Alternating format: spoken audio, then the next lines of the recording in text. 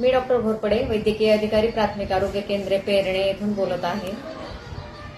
नेहमीप्रमाणे पावसाळ्याच्या सुरुवातीला प्राथमिक आरोग्य केंद्र पेरणेतर्फे केंद्र पेरणे अंतर्गत येणाऱ्या सर्वच गावातील जी काही पाणी स्रोत असतात त्यांची पाणी नमुने तपासणी आपण करतो। जैविक पाणी नमुने तपासणीसाठी पाणी नमुने आपण आरोग्य प्रयोगशाळा येथे पाठविले जातात। या जुलै महिन्यांमध्ये काही पाणी नमुने जसे की प्राथमिक आरोग्य केंद्र पेरणे अंतर्गत येणारे सर्वच अंतर्गत येणारे पिण्याच्या पाण्याचे स्रोत तसेच काही खासगी म्हणजे आरो प्लांटचे काही पाणी नमुने आपण तपासणीसाठी राज्य जैविक आरोग्य प्रयोगशाळा किंवा पाणी नमुने तपासणी जिथे होते त्या जिल्हास्तरीय प्रयोगशाळेला आपण पाणी नमुने हे तपासणीसाठी प्राथमिक आरोग्य केंद्र पेरणेतर्फे पाठविण्यात आलेले होते।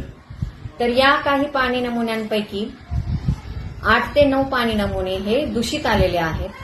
त्या अनुषंगाने आम्ही ज्या पाणी स्रोताचे पाणी नमुने दूषित आले ते स्रोत ज्या ग्रामपंचायती अंतर्गत येतात त्या ग्रामपंचायतींना हा दूषित पिण्यास अयोग्य असं पाणी आहे आणि हे दूषित आलेलं आहे या स्रोतांचं पाणी असं लेखी कळविण्यात आलं आहे आणि त्या संबंधात जी काही कारवाई करायची आहे असंही आमच्या पत्राद्वारे ग्रामपंचायतींना तसेच संबंधित आरो प्लांटच्या जे काही संबंधित ओनर आहेत त्यांना आम्ही कळविण्यात आले आहे। त्यानुसार त्यांनी काही त्यामध्ये जे काही त्रुटी होत्या आढळून आलेल्या त्या त्रुटींची त्यांनी पूर्तता करून काल दिनांक 30 जुलै रोजी परत त्या आरो प्लांटचे पाणी नमुने आपण तपासणीसाठी राज्य जैविक आरोग्य प्रयोगशाळा पुणे येथे पाठविण्यात आले आहेत। त्यांचे आणखीन रिपोर्ट काही आहे ते येणे बाकी आहे। हे रिपोर्ट सोमवारी मंगळवारपर्यंत येतील। ही जी काही आमची नेहमीची जबाबदारी आहे प्राथमिक आरोग्य केंद्राची जी जबाबदारी आहे त्या जबाबदारीची पूर्तता करण्याचा आम्ही प्रयत्न केला आणि त्या अंतर्गतच पावसाळा सुरू होण्यापूर्वीची जी पाणी नमुने तपासणी असते ती करण्यासाठीच हे जे काही या प्राथमिक आरोग्य केंद्र पेरण्याअंतर्गत जी काही रहिवासी आहेत त्या रहिवासी कोणत्या स्रोताचं नेमकं पाणी पितात आणि त्या पाण्याची तपासणी होणे हे आवश्यक आहे। यासाठीच फक्त ही पाणी नमुने तपासणीसाठी पाठवण्यात आली होती। अयोग्य पाणी नमुने आहेत तर त्याची परत शुद्धीकरण करण्यात यावं असं आमच्यातर्फे आवाहन करण्यात आलं आहे ग्रामपंचायतींना। तसेच त्यांना ते लेखी स्वरूपात कळविण्यात आले आहे।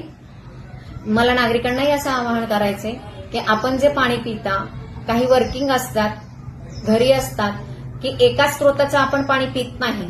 घरी असताना कदाचित वेगळ्या आरोचं किंवा वेगळ्या स्रोताचं पाणी वेगळ्या बोरवेलचं पाणी हे पिता।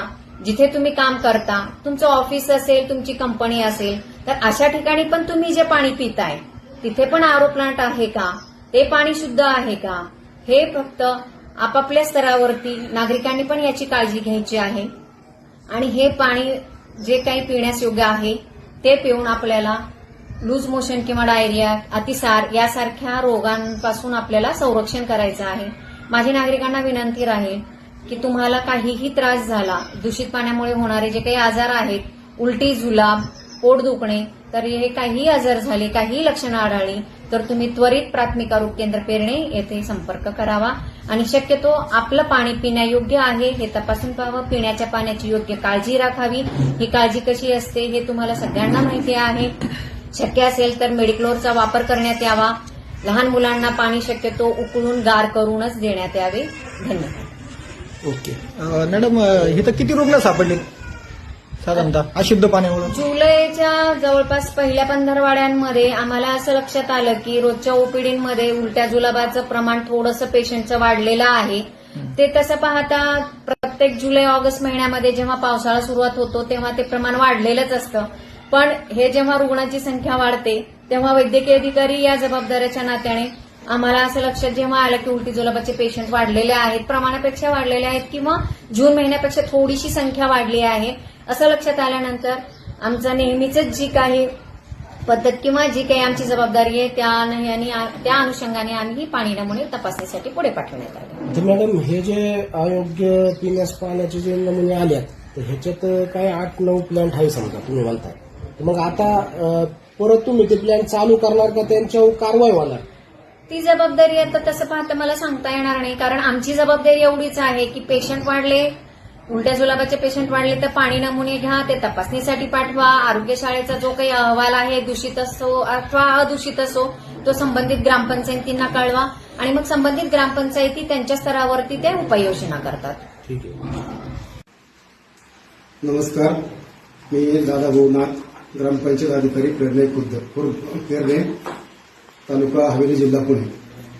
आमच्या गावामध्ये जे आरोचं पाणी विक्री करतात त्यांचे आम्ही नमुने तपासणीसाठी पाठवले होते 11/7 तर ते 7 नमुने दूषित आले. त्यांची आम्ही मिटिंग घेऊन त्यांना पुन्हा त्याच्यामध्ये दुरुस्ती करून पाणी विक्रीनंतर करा असं त्यांना सूचित केलं होतं आणि पुन्हा आम्ही ते नमुने पाठवले होते तपासणीसाठी. पुन्हा 24/7 नमुने पुन्हा दूषित आले तर त्यांना आम्ही 28/7 आता ते आरोप बंद करावेत आणि जोपर्यंत नमुना चांगला येणार नाही तोपर्यंत पाणी वाटप करू नये अशा सक्त नोटीस आम्ही त्यांना दिलेल्या आहेत. त्याची पोच पण आपल्याकडे आहे.